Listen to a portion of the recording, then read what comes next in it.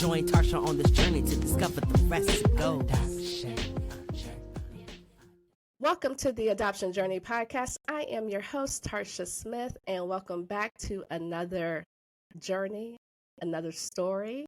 Before we get started, remember to like, share, and subscribe to all the places and YouTube, Spotify, all the things. Okay, we got that completely out of the way. I'm very excited for this episode because, as you can see, there's not one but two. And they are both fellow adoptees.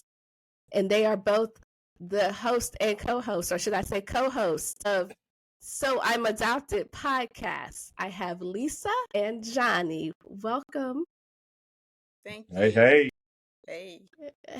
So I want to start with Lisa. How old were you when you found out that you were adopted? I was 37. Late discovery adoptee. I'm going to put a pin in that. Johnny, how old were you when you found out you were adopted? I found out I was about 5 years old. So we got two adoptees. One pretty much knew all his life. The other, did you say 37? 30. I'm going to start over here with the 5-year-old. Johnny, do you remember how they told you or how you found out? Because you were a little guy. Absolutely, I do. I was outside. We were playing football in the street. That generation where we played outside. Yeah, absolutely. And I went in the house to get something to drink and to get some Chili Willy popsicles. And I don't know Tell me why. your age without telling me your age. Really popsicles. Chili Willy, that's right. And my mom stopped because she was working. So I think she was shucking corn or doing something. And she said, just want to tell you that you're adopted. I don't want anything to come up. And I was like, okay. And I went right back outside and kept playing. Totally went over my head. But what I did, as most kids do, I processed it with my partners outside. And that's the blind leading the blind, because they didn't have a clue what it meant. Yeah. Go ahead. You can ask the question. Wait. So you went outside. It was like, y'all know what? My mama just told me I'm adopted. And they was like, cool, throw the ball. Exactly. Because we were playing throw up and run. And their argument was, well, you look just like her. You ain't adopted. And I was like, no, she says I am. So after, we finished playing, because that was what was most important in that moment, I went back in the house and we had the conversation. And ultimately what my mom said was she didn't want me to find out later in life and then have resentment. And she didn't want it to be a scenario where one of her aunts or somebody who had some liquid courage would tell me in a manner that wasn't as promising. So she was trying to be proactive in how I found out and control the narrative. Okay, pause right there. I'm so glad you said everything that you just said, Lisa. Like me. 37. Right. And there was no proactive. There was no you proactive. grew up just thinking it is what it is. Like, these are my parents. These are my people. Can you tell us? These are my parents. Let's live in the life in New Jersey. My brother, I have an older brother that's 3 years older than me. He too was adopted, but my mother was light skinned. She's from Trinidad. He's light skinned. I'm dark skinned. My dad's dark skinned. My dad had light brown eyes. I have light brown eyes. So no one would think that this nucleus family was not a real blood family, because it just didn't, the thing is, when I was 3, we moved from the city that I was adopted in. We moved to another city. So if anybody knew about my parents prior to us moving, then yes, they knew that we were adopted.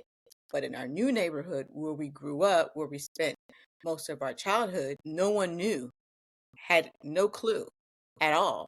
Because when we came in, we were already a family. So, I mean, I've even spoken to childhood friends, and they're like, I didn't know that. Because I'm trying to figure out who knew, who didn't know. And no one in my neighborhood knew at all. So at 37, how do you find out? So my my adoptive, I'm gonna say my dad, who's my adoptive dad, Yeah, his yeah, mother, yeah. his mother um had was on an onset of dementia. Okay. And that's when all the real truths come out. Um, and she has been telling me for years. Now, both my parents passed away in 97, 9 months to the day of each other. Wow. So Okay. I guess she felt that I needed to know. Now that my parents were gone, but no one in my family or friends of the family would ever tell the truth because my mom had, not that she threatened anybody, but if you knew my mom and she was like, this is not to be said, whether she said it verbally or not, everybody understood. So my grandmother, in her dementia state, told my husband one day, I'm sorry that I want to spend so much time with Lisa. He's like, okay, because she kept saying, I need to talk to you. I want to talk to you. I want to talk to you. I'm like, okay, no problem, whenever. But that never happened. So this one particular day, just randomly, she says, now I remember when they brought her home from the hospital, well, all babies come home from the hospital. So he was Right. like, okay, when Okay. they adopted her. So she drops the bomb on him. Mind you, he's the only one who didn't know. Like his mother knew, siblings knew, everybody in the church that we grew up in and the family, everyone knew but me. And then I married the one guy who didn't know. That didn't know. Go figure, right? So he held on to it for maybe 24 hours because he didn't know what am I going to do with this information? He How am I held going to that for 24 hours? 24 hours? He struggled. So then he finally, told me, go ahead. 30-second timeout. Come out, breathe. Does your brother know that he's adopted? And not to get into his story, but does he know? So yes, he didn't. So when it all came out, I didn't know. Once I got the truth after my husband told me and I went and confronted my grandmother the same day. Wait, well, hold on. We'll get the truth. Let's talk about this confrontation with grandma. So, as soon as he told me, he's like, I think you were adopted. I'm like, what? Wait a minute. Hold on. So, it wasn't. Not, I think you were adopted. Yeah, You were like, sir, what are you talking about? Your grandmother just told me that you were adopted. So we made a beeline to my grandmother's house. At the time, we were building a house, so we were living with my mother-in-law, which is maybe 10 minutes from my grandmother's house. So we drive over there, and I said, hey, Grandma, you've been saying you wanted to speak. You wanted to talk to me. Well, let's talk. And because I hear you have something that you need to tell me. My husband's standing behind me. So she kind of moves over this way. And mind you, she's like in her 80s at this time.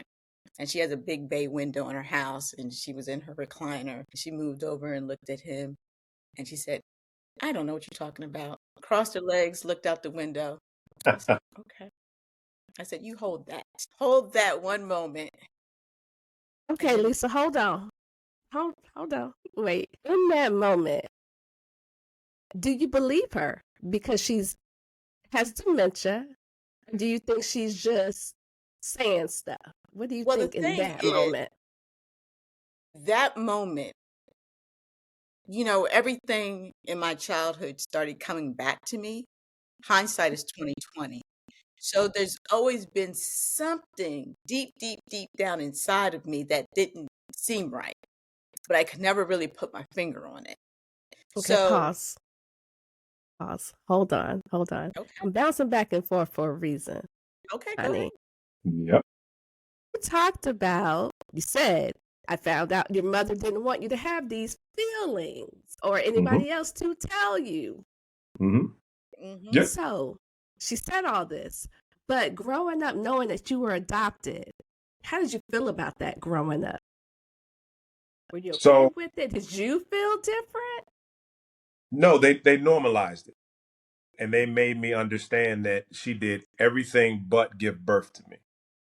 She was older. Ooh, say that again. She did what? She did everything but give birth to me. But what was so crazy, I looked just like her. Yeah. It was crazy. I mean, so even to look at her, there was reinforcement. There was this belief of belonging, and everybody in the family, they knew, but they knew that I was their child, and they accepted me as part of the family. That's what it So was.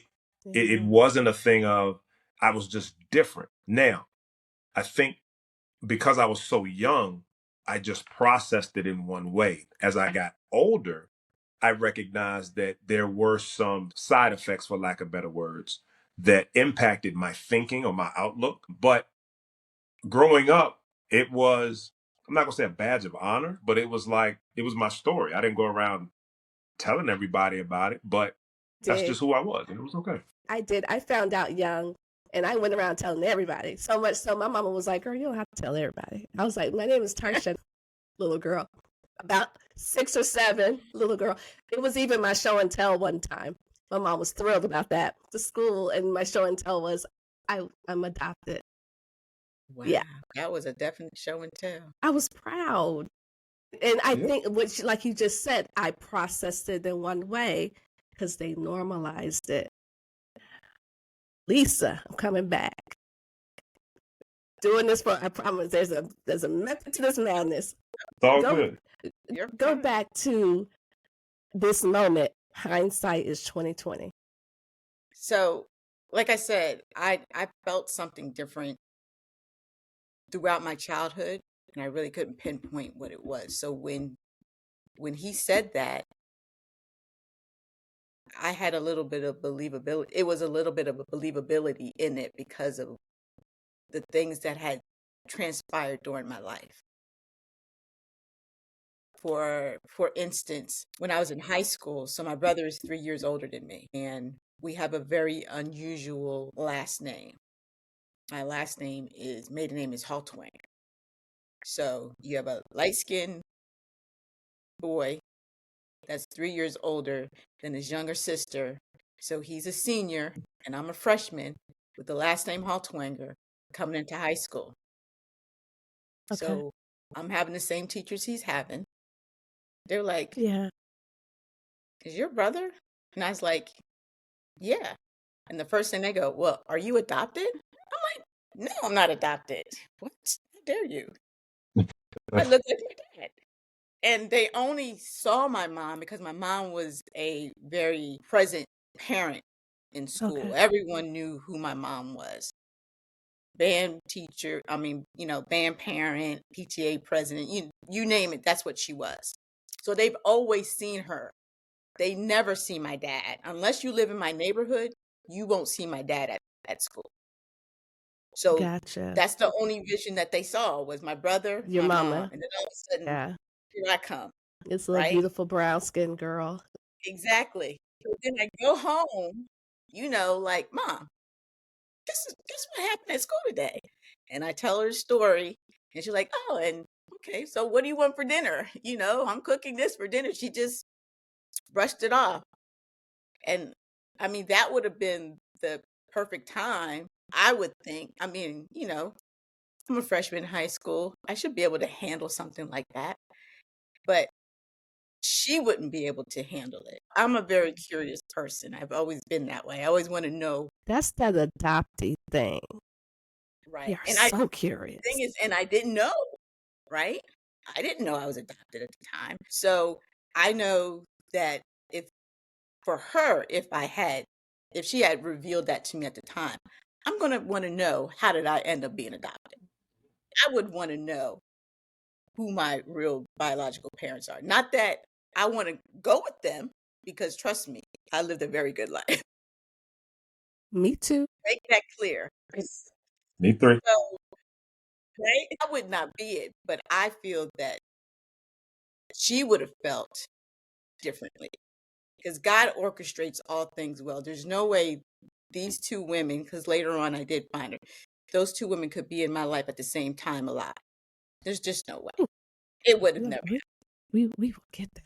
Oh, we will get there. I like the fact that all three of us just said we had good lives and we're all adopted. Because I am quick to say, I know there are stories, there are horror stories. That is not my testimony. Yes, yes. And so I'm going to bounce back over here to Johnnie. You had a good life, but there are things. At what point did you start, when did you have that realization that, oh, there's some things? Because I personally, I just started having that maybe about 3 years ago. When did So that happen for you? I want to say I got married in '06. So no, I got married in '05. So '05. And the reason being is because it forced me now to deal with the truth behind relationships, my why. Ooh. And as we were on our journey, first part, and the reason I say '05, we were expecting our first child and we were at the doctor's office. And you go for the first visit and you got to fill out the information. So when it came to my history, Yeah.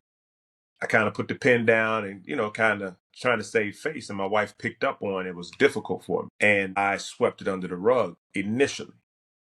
And it started to really help me realize that maybe I'm not okay with this. Maybe I have just put on a mask to coexist in life and used it as needed. But there's some underlining currents that are real rough.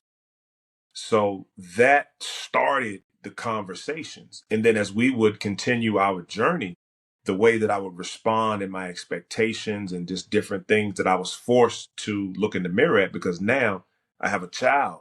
So it's not just me. And I'm looking at how and what I'm modeling for my child. And that was the beginning of, you got some challenges here, buddy. Lisa, we still trying to figure out if grandmama telling the truth and go. Right, right. After leaving her house, again, my father was from the area, so he has a lot of siblings. So they all live within the same area. So I made a beeline to the next city over to my aunt's house. And I just asked her straight up, no chaser. I said, am I adopted? She took the biggest deep breath and said, yes. And that's when I went berserk. I went, started crying. And I got a little composed myself. And then I asked the next question was my brother adopted? She took another deep breath and said, yes. And I went, again. And I just started crying. And I was like, my brother is a junior. I'm like, who does that? And then she started to explain to me, what was told to her. And mind you, at this time is 37 years later. She was like, yeah, I think your mom was, a young teenager in New Jersey, whatever. Don't know if it was true or not, but that was what she believed. And then my brother was, he was light skinned because he was biracial. So, yeah, it was like, Wait. So all this time you're thinking he looks like mama. And in fact, he is biracial. he was biracial. And it just so happens my mom was very, very fair skinned. And back when she came from the West Indies, it was Yeah. back during the segregation. So they just assumed she was white at that White time. passing. She was that Yeah. very passive. And yeah, so, and again, I was dark, light brown eyes. My dad was dark skinned, light brown eyes. Who would have thought different? So Okay. she informed Okay. us of what she knew. Two very different stories here. And for those adoptive parents that are listening to this, do you see the difference between when you tell somebody when they're young versus somebody finding out much later in life by chance? It's real different. But let me show you how much Black people, we don't talk about adoption. Johnnie and Lisa, how long have you known each other? Wow. 20, Since about, 20 we got married, I guess. yeah, like 21 years. Yeah. And how long have you known that the two of you are adopted? Go ahead, Lisa. Well, definitely less than that. Probably, Maybe maybe, 15, 10, between yeah, 10, maybe 10 or 12 years. something like that. We didn't know. Yeah. But you've been friends a long time. We've been friends a long time. That was a conversation that we never had. It just never Just came never up. talked about it. Just never talked about it. Not How until did I it? found out. Go ahead. Go ahead. Go ahead. Not until I, not when I found out, but when I found my biological mother. Mhm. And that was How? in 2012. Okay. And so from the time you found out you're adopted to when you found your biological mother, what's the time difference? 5 years. Okay. Put a pin in that 1 second. Johnnie, have you found your biological? Yeah, that's a whole nother Okay. pin drop. But I also want to say this. It also doesn't matter if you knew growing up or if you found out later in life, that curiosity is there. It is. I knew growing up and I always wondered. And I too have I have found both sides. I found everybody. Wow. But it was not to replace my parents because my parents are my parents. Absolutely. But it was to find out who I was or who I am, I should say. And so I need adoptive parents to also hear that because some people, they don't want to tell because they don't want us to go looking. Or there's adoptees that don't want to go looking because they're like, oh, it's going to hurt their feelings. They're going to think, yeah. And I might be real different in this, but I had the full support of my parents when I did it both times. So let me give you my journey into that avenue. And go. So for me, I had the curiosity. And as time went on, I wanted to know, do I have any brothers? Do I have just curiosity? And the response from my mother was always, your file is sealed. You can't get the information, period. Right. And what I picked up on as I got older was that she didn't want me to open up Pandora's box. In her mind, I'm her child, and she did not want me to cross that line. And just as you stated, me being the good, mama's boy I wasn't going to do anything to push the envelope and make her feel some kind of way. Okay. After she passed away, and it's me and my dad, I said, Pop, I'm thinking about getting my file open, man. What do you think? Mom didn't want me to do it, and I didn't out of respect. What's your wishes? I will do what you say. And he said, I want to know too. Let's go. I said, okay. All right, say less. So what did you do did you get the original birth certificate, DNA test? What did you do? So I let my wife loose. And my wife, females loose. Yes. Her nickname is Inch High Private Eye. Me too. And her and her best friend, they went into mode. So we did a Google search and found out, all right, where do we start? So we found, the public records. We had to get my birth certificate and just do different research and just start Googling. And what we found was that the adoption agency was a Catholic adoption agency that was in Hampton, which is so crazy because I grew up in Richmond, but went to school in Hampton. How crazy is that? But again, like Lisa said, God orchestrates everything. Absolutely. The Catholic charities had been shut down, but all the information was in Richmond. So ended up getting all of the information and got a social worker. Social worker said, I can get the file, but the information will be redacted. All right, cool. So when we get the file, I never forget, I got the call. She said, I got your file information. I've sent letters out to the family. Your mom says, not right now. She didn't say no, but she says, not right now. You have a grandmother, a grandfather, 2 aunts, a brother, two brothers and a sister. Everybody doesn't know. So that may be, and this is what the social workers told me. She said that may be the part of the reason that your mom is saying not right now. And I'm like, okay, I can respect that, because at the end of the day, I recognize me coming back into this equation is challenging because I've always known, but because they don't know, it can cause some challenges. And I'm not about disruption. I wish somebody had told me that. I went in hot, not But considering again, any of that. That's a female, because I was that way too. And I think because there was a governor over it with my mom when she passed, I always had that I'm okay. Like we stated earlier, I had a good life. So it wasn't Yeah. looking from a place of a negative void that I was aware of.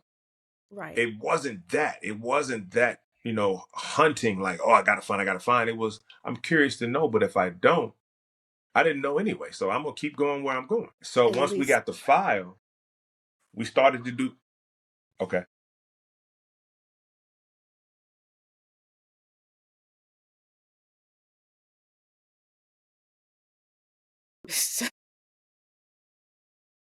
So,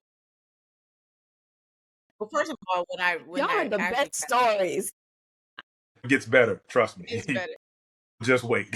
I was very, very, very angry when it finally sunk in, and my aunt was like, "Well, she said that she didn't want you to know you guys were her kids. She called us her pride and joy. So she wasn't going to tell us, and she took it to her grave and not telling us. So I had to get over the anger." And once I got Yeah. over the anger, and the only reason why I got over the anger was because they kind of told me a little bit of her story as far as wanting children, and she wasn't able to. And how she begged and begged my dad, can we adopt? And I guess he eventually said, okay. And me being a mother, I understood. And that's when I got over the anger. So once I got over the anger, that's when I said, okay, let me see what I can find. I went on New Jersey, everything is sealed for adoptees. Unless you're the adoptive parents or the biological parent, you can't get any information. That's been for some time, until maybe 10 years ago. So I'm going on looking for information, and I couldn't find anything that could help me get information. So I have a friend that I went to high school with. I don't know how I know that she was a private investigator. I don't, because back then it wasn't social media, right? Yeah. Like it is today. But I knew this. I don't know how I got in contact with her, but I did. So I, talked to her. I said, hey, I just found out I was adopted. Mind you, I wasn't, wearing a badge of I'm adopted. I was more like, look, I don't want you to say anything about this to anybody that we grew up with. I just want it to be between you and me. I'm a fax over my parents' information, social security number. Facts, not facts. Exactly. That's how. So, and now that you say it was not 5 years, it was 8 years. So do this. She said, okay, I'll see what I can find. Okay, cool. So I fax it over, and that was a bad thing not a bad thing, but that's something to that, me faxing it and leaving paperwork on my fax machine. That's another story. So she comes back and says, no, I can't find anything whatsoever. So that right there tells me I was adopted on the black market. Put a pin. Johnny, I need a Yes. moment from Lisa. Go. She just said, so while I'm processing, please continue, Johnny. So the social worker, I go to the office where I was working at was right up the street from where she was. She says, well, I'm in Newport News today. And I said, well, where's your office? And she told me in literally 5 minutes. I said, I'm on the way. Left work. And I get there and she's like, oh, you got here quick. I was like, well, I want to know. So I get the file and she says, normally the files are not this thick. She said, your caseworker took copious notes. Every day she would have a list of things that she would discuss with my mom, just as she was going through this whole journey. And she said, and you mean your birth mom? Or my birth mom, yes, I'm sorry, but yes. Okay. So because I guess the way that the Catholic Charities did the adoption, they would send somebody out there 2 or 3 times a week just to make sure things were okay. Because what happened, my biological was she stayed with a family, and forgive me, I can't even recall where it was, but it was on the other side of like Hampton. So while she was pregnant with me, so that she could thrive and get everything that she needed. So she says that, the social worker would come and she would just ask her, well, what do you think about this? And how are you perceiving this? It was just notes, and she would give anecdotal stories. And talking to my biological mom now, she said, yeah, I was just telling her whatever she wanted to hear. But for me, it's now I have a story. I have a narrative. So I get the file, and because I stated it was redacted, right? So that means that personal information is not available in the file. So I get home and I haven't opened it yet because my wife is at work. She's like, are you going to open it? And I was like, no, I'm going to wait for you to get here. We're going to open it together That's a because man. That's a we man. started on this journey. Well, Lisa, we would have had that thing open in the car. That's a man. For sure. Well, here's the other side of it, though. I really didn't know how I was going to respond. So I was nervous to open it in that moment because here it is for 30 plus years. I've had a question mark. And this is the potential key to unlock some things. And I didn't feel safe opening it by myself, I'm going to be honest. So the support system that helped me, and it was just as much her getting me to this point as it was myself. So I didn't want to rob her from that joy because she had just as much joy as I did. Sounds cliche. The car, but okay. So we get home. Babe, this is what it says. So check this out. So we get home and we open it, and certain information they've gone through with a Sharpie and blacked it out. And we read through it. Up to the light. I did. I was like, wait a minute, this looks like this address. And we're Googling and then we go to Facebook and we start looking and trying to connect dots. And we started that maybe about 9:30 that night. And it was about maybe 4:00 when I went to sleep in the morning, just because we're shooting darts in the arrow, trying to connect and trying to do. My wife has one of her best friend was on this journey as well. So she's doing Google searches, and she's like the private eye, like that private eye, like when you need something done that you don't want it to be known, or you don't even want to worry about how it gets done. It just gets done. She's one of them. And I never forget, I was at work and they called me and they were like, we found all the information. We found out the who, the where, the when, the how, everything. And I was like, oh, okay. And I was just floored that they were able to take the information and get it. So that's how I found out the whole nine. Now, because they were connecting dots, they were reaching out to people. I get a call from the social worker. And she says, Johnny, your biological mom just called me and she's upset. And I said, I'm not sure why. She said, I guess people had been reaching out and communicating as they were connecting the dots. And she was like, I said no. So it just caused this rift. So for me, it was let's press the brakes, because I don't want to push away the opportunity that I can get to know her. If she's not ready, I'm not going to abuse that. Here's this one opportunity for this door to be open. And I don't want her to think that I'm going to be abusive in overstepping the boundary. So what I did, I wrote a letter. Oh, hold on 1 second. Because I think I've processed the black market. I still haven't processed it in 15 years, but she says it. It floors me every time. We gonna get back, Johnny. Hold on. Okay, Lisa, I think I can continue. Okay, so the reason why I didn't stutter. And the reason why I say this is because, like I mentioned earlier, both my parents died in 97, right? And my father was very meticulous. And we had just moved my parents from New Jersey to Virginia. So we had everything they owned, everything. And my father was a meticulous person when it came to documents, bills, paperwork, you name it. This is a man who died debt free. I don't know too many of them people back then. That's just how he was. So I had access to everything because he was living with me. I have his social security card. I have his military ID. I have how much they paid for the house, the receipt that we grew up in. I have my mom's naturalization papers when she became a U.S. citizen. I have her original birth certificate. I have his. I'm telling you, I have documents upon documents. Everything. everything. So my thing was, because there was no documentation. But mind you, at the time that they passed, I didn't know I didn't know I was adopted.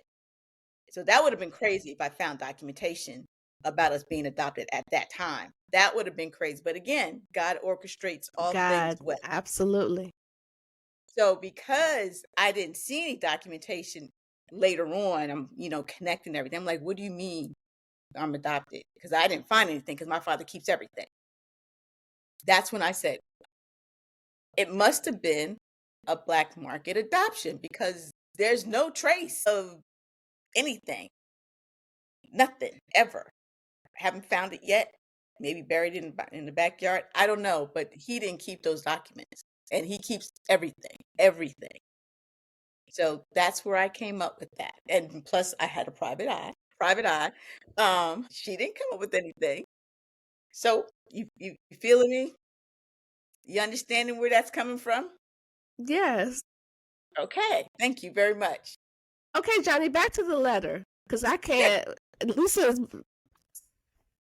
I don't even know if we You should be wrote a talking about that, Lisa. letter. Lisa, you're going to bring the black market back up on us. You're going to get us in trouble. I'm not gonna get y'all in trouble. I'm just saying, but I mean now I know. But she on you Yeah. now. So knowing, like I said, here's the opportunity for the door to be open and I can get some answers. I wrote a letter to express, one, the first thing I wanted to say was thank you. And I wanted to say thank you because I had a good life. Two, I wanted to say, if you are open to a conversation, a relationship, whatever it is, I'm open as well. If you're not, I will continue to respect that. I do apologize for the intrusion at this season, but I wanted to get information because I have a child, and I explained where the why came from and why the journey now. So the social worker, delivered the letter, and here's where it gets interesting, and it's going to continue to get interesting. So I did the ancestry.com, and when I did the ancestry.com, it connected me with family members, and one of the family members was an aunt, and the aunt sent me a message on Ancestry. Once it popped up, boom. She said she had done it like probably 20 years prior to, because she wanted to know if I was out there. So when it popped up, she messaged me and she said, I am your aunt, and I remember when you were born, and I have been looking for you. Your mom's not ready, but I've shared with her, as I shared with the social worker, that I want to get to know you. I want to have a relationship with you.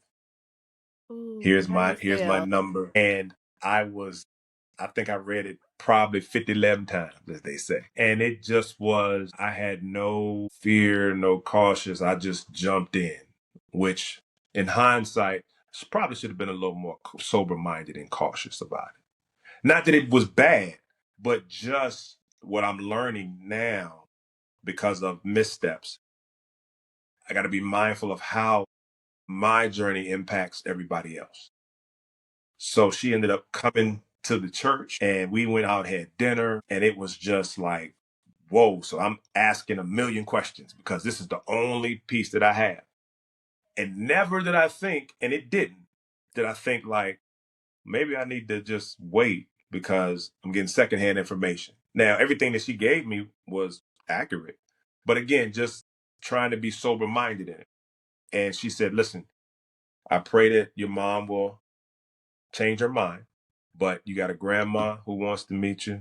You got a granddad, you got an aunt, you got two brothers, you got a sister. And I was like, wow. So my brother had reached out through Facebook because we connected with them. I'll say brother A and brother B. Brother A is the one that I'm closest in age. Brother B is the youngest one.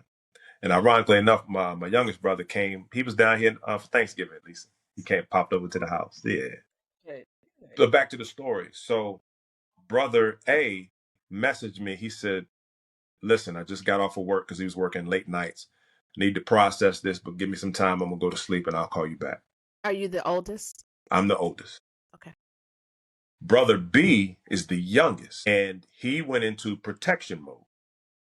He was like, I don't know who you are, don't know what's going on, but you got people reaching out to our family, and I'm going to ask you to stop right now. And he's going in protection mode because Sure. mom was like, not right now. So rightfully so, he followed suit. Right. So while this is going on, and this is the beauty of connection of Facebook, there was a gentleman that worked with my wife at Hampton High School. He was connected with my brothers on Facebook. So my wife reaches out. Hey, I love your wife. do you know such and such? Of course you would. Look, she says, do you know such and such? And he was like, yeah. She says, well, not many people know, but John is adopted. And we think that that is his biological mom and family. The first thing out of his mouth is, oh my God, he looks just like his mom. Let me tell you the goodness of God. This individual had been to our church and had been in some sessions that I had taught and just had known us as a family. Brother B, following the Facebook dots, reached out to this person as well and was like, do you know such and such? They reaching out to me, very hot-headed. And the individual said, I do know him. He's a great man, great family. You have no reason to be upset. Like, this can be a good thing. And Brother B looked at this guy like a mentor. He lived close to them. They went on vacations together. So here it is now, somebody who's advocating for my character with my biological family. You can't tell me that God ain't good. Yep. Period. There's a comma behind that one because trust me, there's so many more layers to this one. It's crazy. Yeah. Lisa. Girl, the two of you are blowing my mind. You ain't ready. Lisa. So I'm gonna leave that other part alone. Yeah. Because But you understand my Jonathan logic. said I understand your logic, but Jonathan said That's all I need. people That's all coming I to need. get us, so we don't want that. You can Fake understand news, my fake logic. news, fake news. Hey, that was my truth, and I was sticking to it at that time until I had something to replace it with. That's right. So, let me get my question out. When you go to find your biological mother, was that who you found first? Well, I found my biological mother first. So I went back on the same website again, the New Jersey Vital Statistics. Now, the first time I went on there, I did not see that I can get non-identifiable information. I'm telling you, I did not see it. But when I came back years later, it was like in neon lights. It's like it was right there in the middle of the page. I was like, well, where was this before?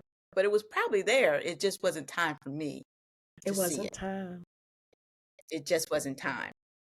So I fill out the form to get this non-identifiable information, and they said, oh, it'll take maybe 4 to 6 months. Okay, fine. I send it in, I do what I need to do. 4 to 6 months pass by, maybe we're into a year. So I decide to call into New Jersey, and the lady answers the phone, and I'm like, hey, I submitted my paperwork about 6 months ago. Well, it was longer than that. And I haven't heard anything. She's like, well, you're in line. I said, okay, I'm in a line, and we'll get to you when I said, that's fine. All I want to know is that you receive my paperwork and if I'm in the system. And then I'll be okay until you get to me, until I can get to the front of the line. She said, yes, you're in the system, and we will reach back out to you when we get to you. Cool, fine. I was happy with that. At least, and that's where my black mail, black market had dissipated because I was in some system somewhere. I'm just saying, I need to see proof. That's the type of person I am. So once that happened, maybe another 6 months or so, um, they just call out the blue and said, we found your biological mother. And I was like, oh my goodness, what? We were out, my husband and I were out to lunch that day, and they just gave me a little brief that you have two sisters that are older than you and your mother. So they said they were going to reach out to them because they have to reach out to see if they, just like John, if they want to, communicate with me. And I said, oh, okay, okay. So I'm excited or whatever. And they hung up. I mean, maybe a day or two later, because they sent the letter out to my mother and my sisters. And they called me back and said they want to meet you. They would like to meet you. And I was like, oh my gosh, all the emotions and everything, you get nervous and you're like, oh my gosh, do I really, because you don't know what you don't know. I don't know what I'm going into. I don't know if these people are, you know, destitute, rich, poor, whatever, I you know. just don't know. You So don't. you're taking a chance. But you want to know who you really are. Because in Mhm. my mind, when I was angry, I kept saying, well, I've been living this life of this other person for all this. This surely wasn't my life Life of another person. Oof. because that wasn't my life. So Ooh. I want to know who I am. So my mother wasn't quite ready to see me first. This. So my oldest sister, we set it up to where we called each other. And not, now that's a lie, it wasn't my older sister. It was my sister right above me. She called first and we spoke, and no, that's not true. I talked to my oldest sister first. I called her. We exchanged numbers. I called her through the vital statistics people, and I called her. And mind you, I never talked to these people before, so I call, and she was like, "Hello." I was like, "Oh." I was like, "Uh-oh." I said, "This is Lisa, your sister." And I mean, and then her whole voice changed. Oh, and she was all the things, and oh my goodness, we need to send pictures, you have another sister, and she's just going down. And like right off the bat, she's like, "Oh, I love you." I'm like, "I don't even know you. Why are you telling me you love me?" I'm like, pump the brakes, right?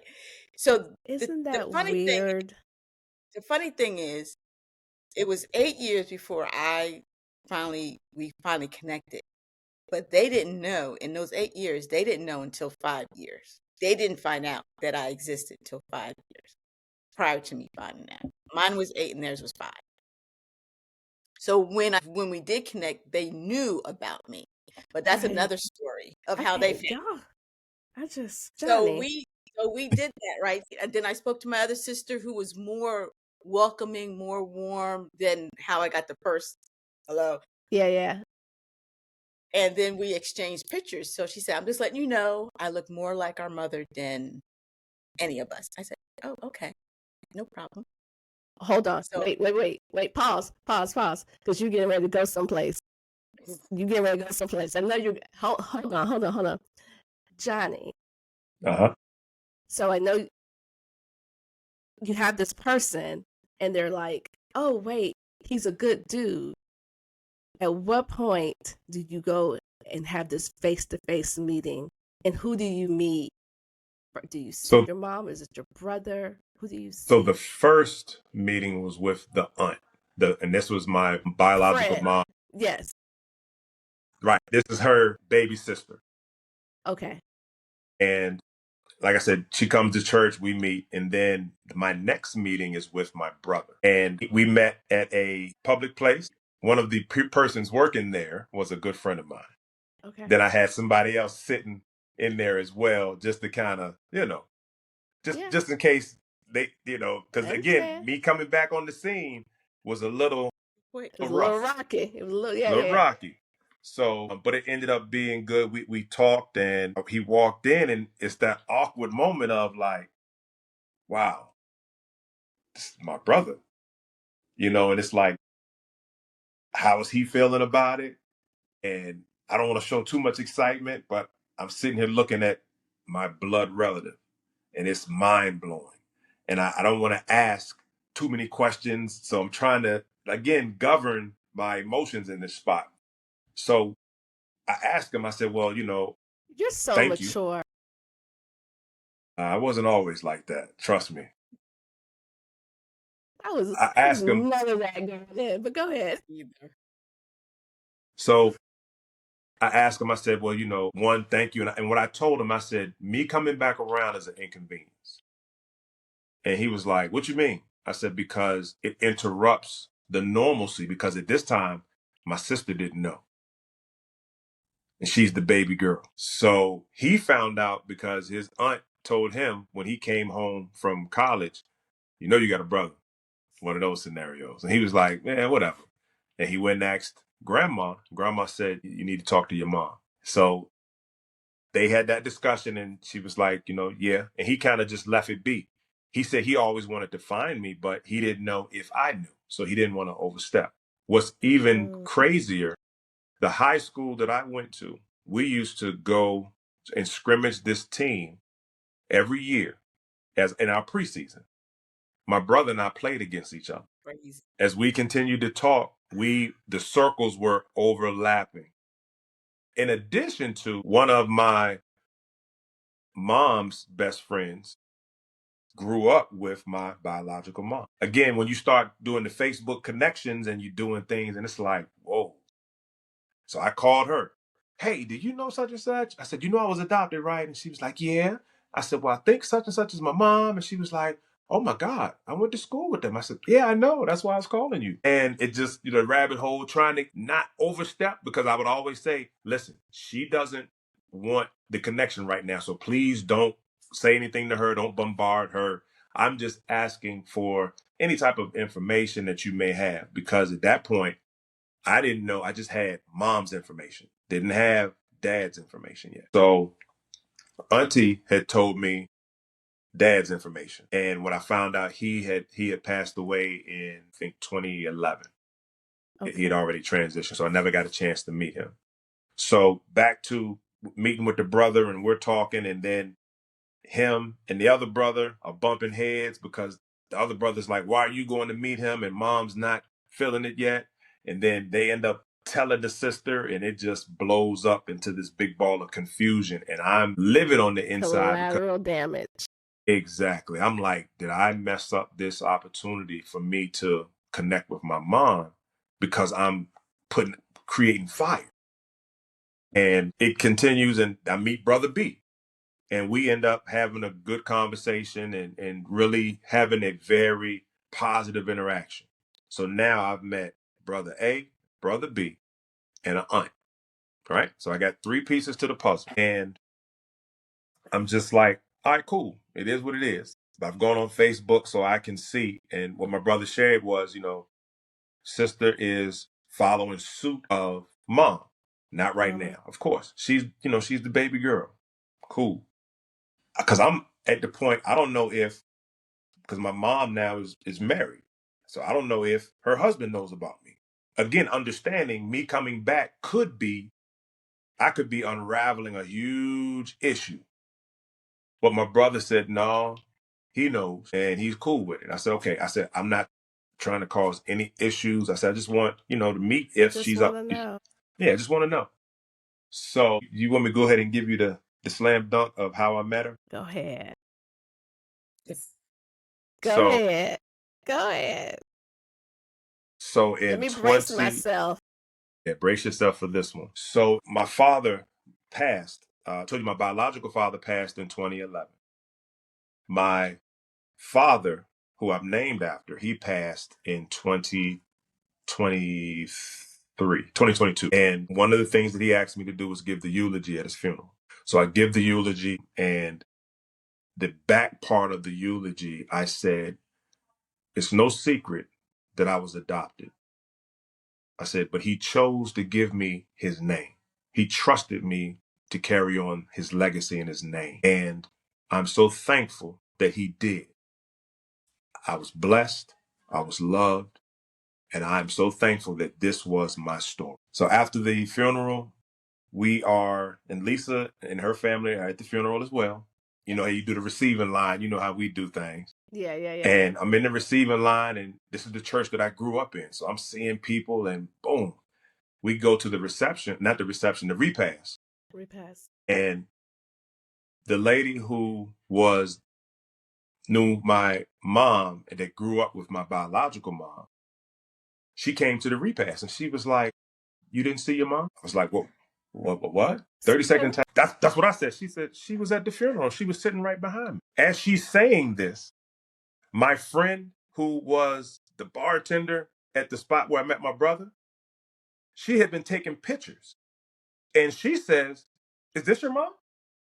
And she has a picture of her speaking to me in the line after the funeral. But mind you, she had a mask on. She had a mask on. So, but I'm looking at the eyes. I'm blowing up the pixels, trying to look at any little piece that I can.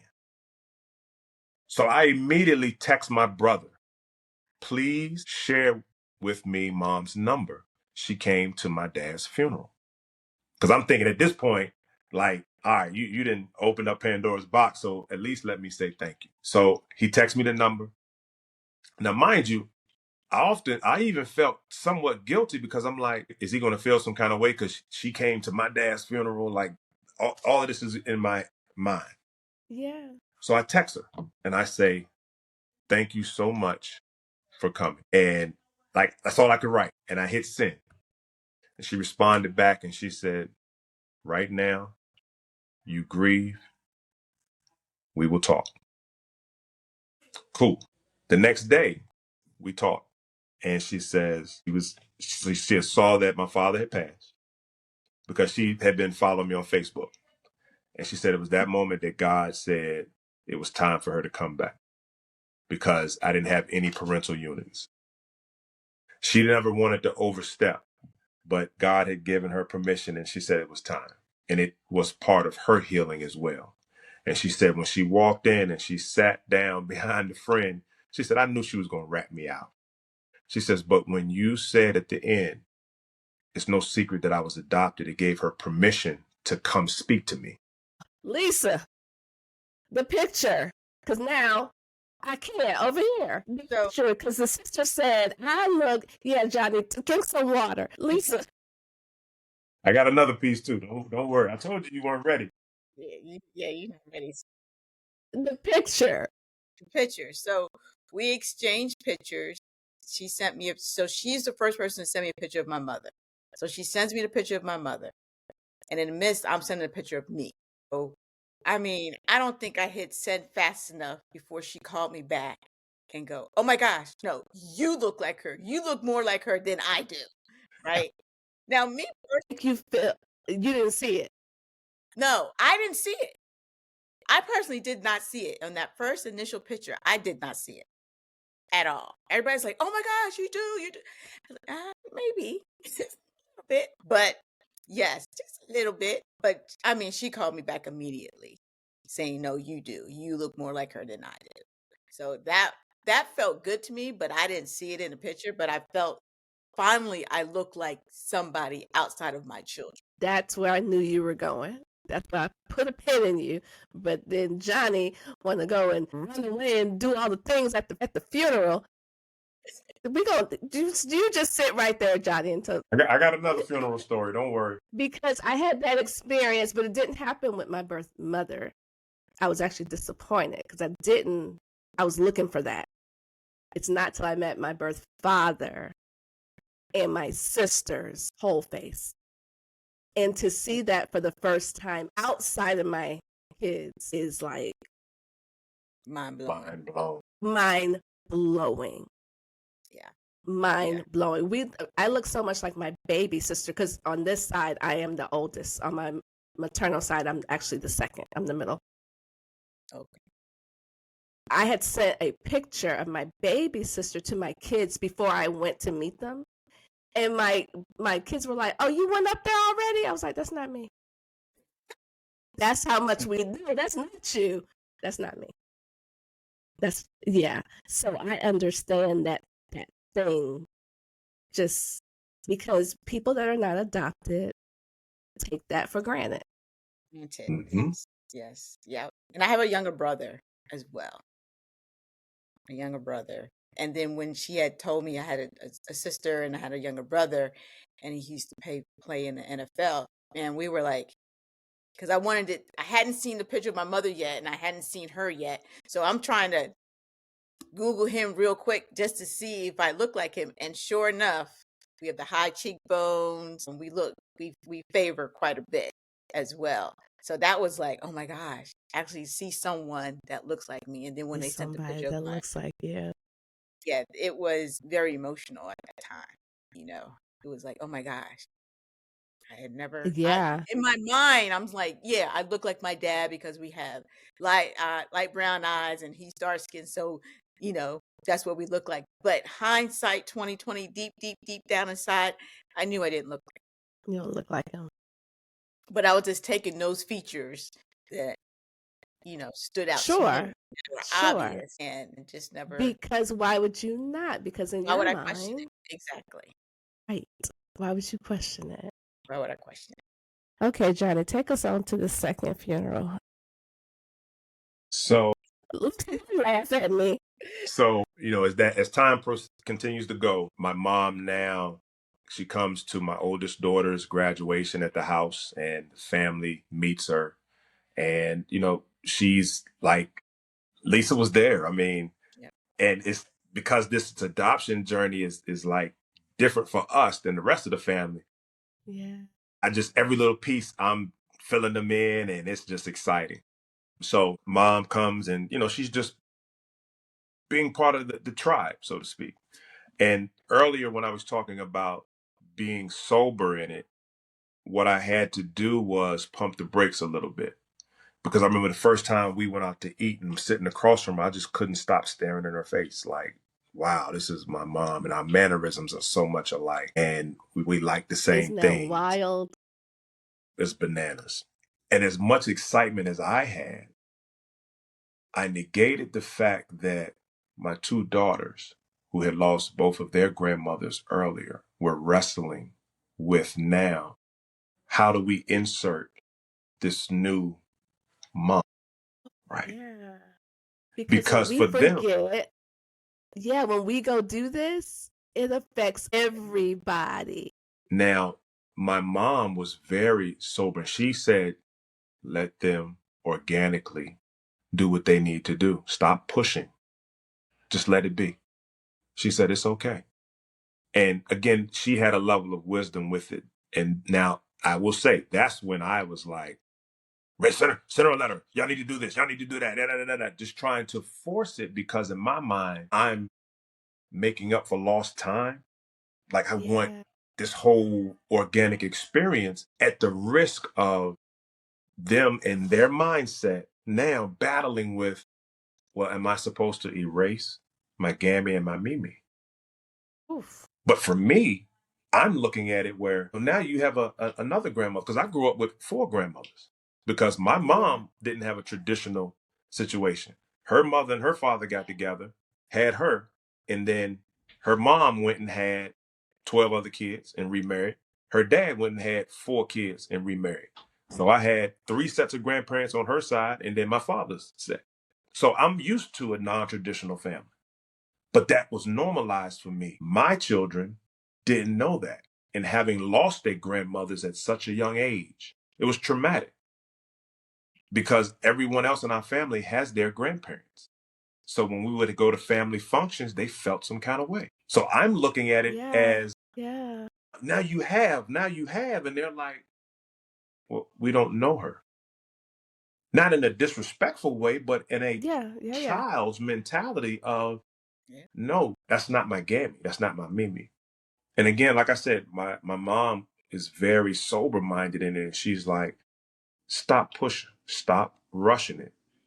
And she like would straight up tell me like, that's your fault. Stop. And I was like, okay, like you're supposed to be getting me in trouble, but okay. But it made me become very mindful that every action has a reaction. So fast forward, we move to Florida. My youngest is a senior in high school and she's about to graduate. And my mom comes to graduation. She comes down here to celebrate with us. Everybody's here. We have a great time. First time I meet her husband, and everybody's just great. We continue to go on, and a few months later, her mom passes, my biological grandmother, who I never had an opportunity to meet.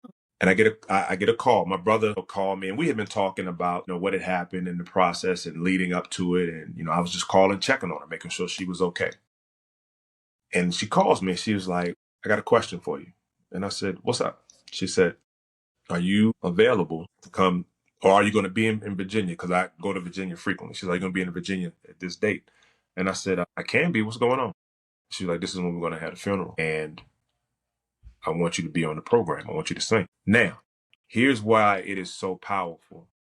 One, the honor of being asked. But two, now I'm being validated, for lack of a better word. Because now I'm with the family, right? My first question was, how does my sister feel about it? Because it was a point of contention when my sister found out. And my mom said it was your sister's idea. She asked how we were going to incorporate you into the program. I said, okay, I'm there. Now, the other part is my biological dad's family go to the same church. So they're there as well. Lisa, what is happening? Try to tell you. What's happening over here? Try to tell you. So I fly up and I get there. And she's like, let's go to the funeral home so we can view the body. And when we get there, there are a few people there, and she grabs my hand and she says, "I want to introduce y'all to my son." And that, for me, was one of the most humbling moments, because it's the validation piece that I didn't know I needed. And to hear the people say, "Well, that's not," they would call my other brother. And she was like, "No, this is my son, John." And she had this confidence and this look of, "That's my boy." I could have lifted 3 major buildings and threw them across the street. And it just was there. So now we get to the funeral, the day of the funeral. And everybody's trying to piece together who is who. Now, they didn't put me, and my mom told me, she said, "We don't have you in the lineage because that was already written." I said, "Whatever y'all want, I'm fine. I'm just glad to be here." Yeah, yeah. So we line up with the family, and I'm trying to figure out, where do I stand? And she was like, "You stand behind me with my kids." Okay. And you can see the people looking like, who's that? that? We march in. The friend who she was sitting behind at my dad's funeral, when we march in, she sees me and she was like, "John!" And I'm like, "Shh." But she was excited for the validation. Yeah. Lisa and Titus, they showed up and supported me. My cousin from Richmond, he showed up, that I grew up with like my brother. And that's a whole different conversation that we'll talk about, how we have one perception, but those around us have a different perception. But we go into the funeral and it's my time to sing. And right before, my mom gets up and she does her reflection. And as I'm called up, she's sitting on the front row. And as I begin to minister and sing, she stands up.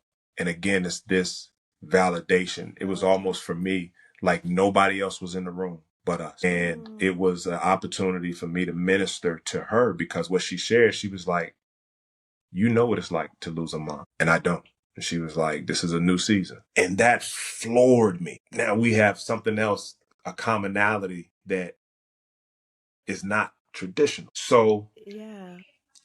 I'm just, ironically enough, 2 funerals have 2 significant impacts. Yeah. Okay. Okay, the two of you. Funeral story too. Funeral story. Okay, Lisa. We gonna do one more funeral story. I only have one. This is one. So I finally meet my mother on Christmas Day. And the significance of that was that my father died on Christmas Day back in 97. So in 2012 was the first time. And for some reason, I brought my kids, my daughters, at that time, the mini iPads were out. So we did FaceTime was kind of just coming on the scene. So that's the first time I saw her face to face Christmas Day, which gave Christmas Day a Different meaning. joyous occasion for me because for so many years it wasn't, right? So when we saw each other for the first time, that was emotional. And my sisters were there, and then my sisters and I are stair steppers. So we're only 1 year apart from each other. And so we made the decision that we were going to go ahead and meet. So we decided that I was going to come up there to New Jersey in January. My mother's birthday's in January. Unbeknownst to her, she did not know. We was just saying, well, yeah, we got to meet. So we packed up my whole family. Not like it's a lot. It's just 5 of us. That's a lot. 3 kids and my husband now. So we packed up and we drove to New Jersey, and all of my siblings and their children were there, except for my brother because he lives in Texas. So he wasn't able to come. So we knock on the door, and everybody else knows but her. And she Y'all opens finna up, give this lady a heart attack. and she opens the door, and I'm standing there, and it's like we hugged. We didn't cry. Neither one of us cried at that time. It's just like, when you coming out of town to go see, going home to see the family. Yeah. That's how it felt. It felt as soon as we opened the door like it was, oh, we're just coming home for the weekend, to celebrate with everybody or Yeah. whatever. And so the next day, mind you, I'm back to a little kid. Immediately, I'm back to a little kid. So I'm like, well, whatever you do, I'm going to do. If you go to church, then I'm going to go to church with you. Whatever it is that's going to happen this weekend, whatever. So she said, well, I'm going to church. I said, okay, well, we're going to church too. So my aunt has her youngest sister has her own church. Very small church, not that many people in the congregation. So, if there's visitors, you're going to notice. So You're it's gonna 5 of us stand up. walking in. We're going to stand out big time. We sit in the back row. My mom's ushering. And she kind of gave my aunt a heads up. And my grandmother's there. Her mother. My biological grandmother's there. Which she did not know that I was coming. But my aunt did. And my aunt was, what was the sermon? Oh, I can't. It escapes me, but hopefully I'll remember it before that. She's preaching, and she's a prophet. So she speaks over people. I ain't never met her before. Don't know her from Adam. She goes down the line with all my kids, my husband, and she's speaking, and we're like, okay. I'm not trying to look at the lady. I'm trying to That's how we avoid her. do. That's how we do. Yeah. I'm looking everywhere else but at her. But she makes herself around to me, and she just starts, speaking, and we hug, we embrace, and it was like my breath just came out of my body. She was holding me so tight. Right. And then I just started crying. We didn't cry the day before. So then she was like, she calls my mother over. And then once my mother and I embraced, it was a wrap. We both just bawling, crying. So she was like, well, I don't know if I could say it, but and everybody's like, yeah, I mean, at this point, because everybody's looking around like, what's going on? We don't even know these people. What's going on? Right. So she said, well, she had a child. This is her daughter that she had, and she gave up for adoption. So the church goes crazy, and we're embracing, we're crying. And then after the service, I go over to meet my grandmother for the first time. And she just goes crazy, like, thank you, Jesus, thank you. She's just going back and forth, because she's old school, whatever. And she was just like, whatever I don't know what she's been praying or whatever, but she was thanking Jesus for my return. And then so, that was a great, my mom, that during that visit, she just kept apologizing, saying she was sorry. She was sorry. And I was like, it's okay. I forgive you because I had a great life. I had a wonderful life. I thanked her. I said, no, I thank you. And I forgive you. I just, again, as women, the first thing I was asking, like, well, when were you going to come back and find? because that's another story and we can do it on another time because that's a whole different story. And so she was apologizing. So we got over that. And maybe a year later, I was going to New Jersey for my cousin on my adoptive side, her birthday, and we were celebrating in Atlantic City. Her sister had died, right? Her sister had died. I never met her.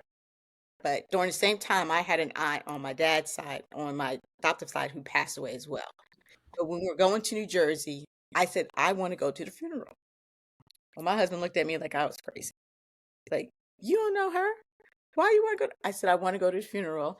And I said, because it's my family. You know what I'm saying? Yeah. You want to be a part. Even though I never met the lady before, I just felt that I needed to be there. So she said, okay, well, they got certain traditions or whatever. We wear certain colors. I said, okay, I think I got something I can, whatever. So we went from Atlantic City. We went to where they lived. And it's about maybe 45 minutes to an hour. So we had to get up very, very early to go to this funeral. And we go, and in New Jersey, when you go in, when you're walking into the funeral and you walk past this casket, each family member stands there, separately goes up to the casket and looks at the casket. So no one knows who I am except for my siblings and maybe my aunt. My sister's like, no, you're going to stand with us. You're walking in with us because you're our sister. They were like, I was like, I don't know these people. Okay. Because we were planning on just sitting in the back. Just being in the presence was okay. But they made me stand in the line with the family and walk down. So my husband and I are standing at the casket, just us, because it was our time. And we were like, No. Trying to figure out how long do you stay. You don't know how long to stand. You don't want to go too fast because you'd be disrespectful. But you don't want to be there too long because you don't know this person. This is the first time I'm laying eyes on her. Right. Is in the casket. And then, and I don't know this, greet the going down the line and my cousins and everything. I didn't know what to do. So I just walked by.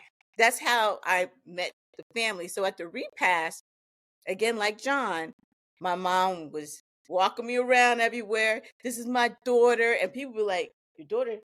What? She said, it's a long story. She'll go to the next person. And then one of her, who is her half sister, because her dad had a child before he married my grandmother, looks just like me. Oh my goodness. I was like, wow. And it's crazy because I'm seeing these people and they resemble me. They look like me, some more than others. And I'm like, oh my gosh. And she's just walking around. And I said, a yeah, room full of I've been in people. the closet I said, yeah, they had me up in the closet the whole time. They just finally let me out. And they were like, what? My mom said, it's a long story. It's a long story. So that's how but I felt, I don't know, this, because I was with family. Don't know them. Johnny said it the best, validated. Validated. Yeah. I think he said it. Y'all don't go to no more funerals, okay? There's that. Y'all stay home. I want to ask the two of you a question. What made, because you found out, like you were friends, and then you find out you're adopted, and if I'm telling it right, you shared it with him? No, what happened, I think, so in her process of her finding out and just the whole journey, okay, I admired it because she had found the missing piece to the puzzle. Gotcha. And even then, we still really didn't talk about it. See, that's crazy. I don't think we really started discussing it until I started my journey with it. Titus who is my husband, he said, did you know John was adopted? Right. That's right. I did not know John was adopted. So at that time, John was starting to really consider starting his own journey. So he was asking questions of what I was doing and things. And I said, well, it's different laws and different states. But the fact that y'all were friends, yeah, and it just never came up. Never came up. It just never came up. And then fast forward, and then you had the audacity to start a podcast. That's Lisa. Yeah. It's all Lisa. How? Well, I knew my story was, something that I needed to share to help others. Mm-hmm. And originally I wanted to write a book, but I didn't think my story was enough to write a book by myself. So I had Johnny, and another person. We were going to do a collective of our stories. That was Okay. my original intent, and which it's still not off the table. But then for some reason, What's your time. face, Johnny? I'll give the caveat behind it. Trust me. So, that was my first initial thought process. Life was lifing, and God just said, you know what? Why don't you do a podcast? And I wrestled with it. And I was like, oh, Johnny and I can do a podcast. We live here. We got this, we got incredible stories. And so I shared it with John one day. I don't know where we were, doing some family function thing. And I Mhm. said, John, how about if we do a podcast? And he's like, this is what he told me. Now, what he felt inside was totally different. He said, yeah, sure, why not? And that was the first conversation we had about it. And time had passed, and I brought it back up again. And then we finally decided, maybe a year later, we actually sat down and start, kind of figuring out the concept. But he could tell you what he Johnny. really felt. Johnny's. About it. How did you really feel? Tell us how you really felt. So in the moment, one, I didn't think that my story was significant. And when I say that, because I had lived it my whole life. Wait a minute, listen. It was normalized to me. So I didn't really think that it had so many layers and so many opportunities for nuggets and wisdom and encouragement. In hindsight, now I recognize it for what it is. God's not going to give you Yeah. anything that doesn't have a purpose behind it. And for me, Absolutely. it was just my truth. So it was my story that was laying dormant that I'm still trying to process and come along with. So when she brought up the Okay. idea, I was like, well, okay, sure, let's do it. And I'm like, sounds good, but we'll see. So the next time she brought it up, I was like, oh, she's serious about this. And part of me, because at that point now I had begun to start unraveling my story, and I was thinking, Okay. what if, as we get older and we cross certain plateaus of life, we're like, I want to make sure I leave something behind. I want to make sure I leave an impact, a thumbprint. And I said, well, maybe this is what I'm supposed to be doing. This is what I'm supposed to be sharing. And I would have never probably had the desire or the motivation to jump out there. But since she's highly motivated, I'm going to support and do what I can to help bring to a reality. And it has worked out. It's a perfect balance because she'll say, John, I need such and such. John, I need such and such. And in the beginning, I was the delinquent one. I ain't gonna lie. Just because of scheduling and everything. And she was like, John, I need this. And then she would even call type, hey, John, man, you need to get such and such at least. I'm like, come on, man. I'll get it. But then once we began to put the blueprint together, I saw one, not only the value in the story, but it was a level of healing that I think for both of us that we didn't know we needed. And it became very therapeutic to talk about. Even tonight, every time I hear her story, it it's therapeutic. Same. Especially the black market piece. I love it when she says that. It just gives a level of authenticity and I like wasn't woo, ready. That I true? wasn't like ready. Scooby Doo, I wasn't the ready. mystery Nobody machine. warned me. I Well, wasn't we couldn't. ready. We couldn't warn you. Yeah, we couldn't. The one No, thing I I would didn't, say and I that would not have wanted you to warn me, but I that's wasn't why I say ready. that we wanted the original face. And again, as we're talking, I'm like, hey, I guess that is kind of not normal, but because I have accepted it, it's my truth. It's normal to me because that's where I am. I get that. But you do know that people go, I've heard, and I'm sure at this point you've heard, you only see that kind of stuff on TV. Oh, That yes. doesn't happen in real life. Yeah, it does. Absolutely. Yeah. You Absolutely. look at that three What's people. even what's even interesting, and I'll be very brief, we had a conversation and we pulled out the camera with my cousin that I grew up with, that's like a brother to me. Mm-hmm. And what he shared, because we were just talking about how our adoption journey impacts everybody. And he shared how when I introduced the idea to the family of finding my biological family, he got upset because he was like, "Are you trying to replace us?" Yeah. Like, he See, I really said it got earlier. I said it. upset. Yeah. And when I he said it. shared it, what I told him, I said, it wasn't to It ain't replace you about all. that. I said, you have something that I didn't have. I said, we Yep. both have nurture. I said, but I didn't have nature. And he kind of looked at Yeah. me and I said, what that means is when you walked in your house, you looked in the eyes of somebody that carried your blood. You knew exactly where you came from. I didn't have that. I said, now, Oh, I was balanced because I got so much nurture that it helped me absolutely. be successful and impactful. I said, but there's still a missing link I of love the nurture. way you just said that. I've said something similar, but I hadn't. I'm stealing that. I got the nurture. I didn't have the nature. I love that verbiage because that's exactly it.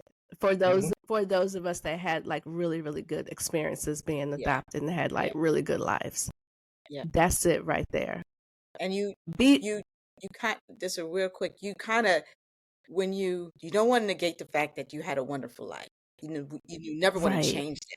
No, However, when you're speaking to your biological family, or you look at old pictures and you're like, oh, I I should have been missed in it. the I picture. should have been in the I miss picture. this. Or, when they talk about stories, my cousins are talking about stories when they were growing up and the things that they were doing.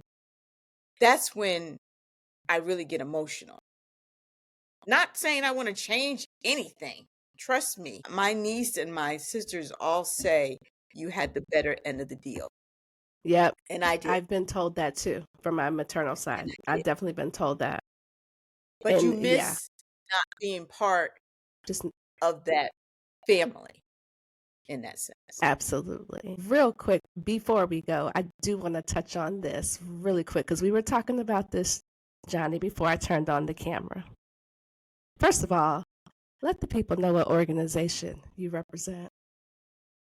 So I'm only aware of one fraternity that some people talk about the pilot program that took place. I can't even formulate that verbiage. And then there's another group of individuals that socially hung out in 1911. But I myself am a member of the greatest fraternity that there is that I'm aware of, the Omega Psi Phi Fraternity Incorporated. Okay. And I am a member of the first and the finest Yes. Alpha Kappa Alpha Sorority Incorporated. PG love all day. PG love. Day. Pink I and green, bring purple this and up, gold. absolutely. I bring this up because when I shared with Johnny before I turned on the cameras, and I'm going to be very brief, Johnny is only the third member of our D9 family that I personally have come in contact with since I started doing this podcast in 2023. Where y'all at? We can't be If the I could, only ones. we're not. I will say this. I am aware of one other individual who is in the adoption family. I'll say that. But she's not willing or ready to share her story yet. So I think Fair. you have a couple of different pockets. You have some that are there, but they don't have the boldness, whether it is their experience wasn't positive or they're Mhm. still trying to comprehend, or it may be somebody else who holds the keys to the kingdom that, they don't have permission necessarily to speak about it. And when I say permission, just because of family secrets, like we shared in our stories, certain other people not intentionally suppressing, but they want to save face or protect Suppressing. themselves. But then it may be also, some people may be walking around thinking that, my story is not of significance. Oh, it's of significance. Every time you I open your agree. mouth, Absolutely. you're I going to help agree. somebody every single time. But I just Every want to single just time. put that out there. Just know that we're here. We're here. and your story is valid, it's significant. These two right here, what I learned today is they can't go to no more funerals. They're done. They're done. They're tapped out. But no, all jokes aside, I really, really thank both of you for coming and sharing your story and letting the people know that your podcast does exist. So y'all go follow them on Instagram. Y'all go subscribe to So I'm Adopted on YouTube and check them out because they have some amazing guests. You just heard their amazing stories. So thank you both from the bottom of my heart. This was so much fun. Thank you. Thank you. Thank you. So Thank you for the opportunity to share, to be around like-minded individuals that have commonality. Yes. Exactly. Absolutely. And the two of you, don't leave me just yet. Hang on. And on that note, bye, family. Bye. Journey, journey on, journey on. You need a pie, what they get good? Oh yeah, what the store? Adoption.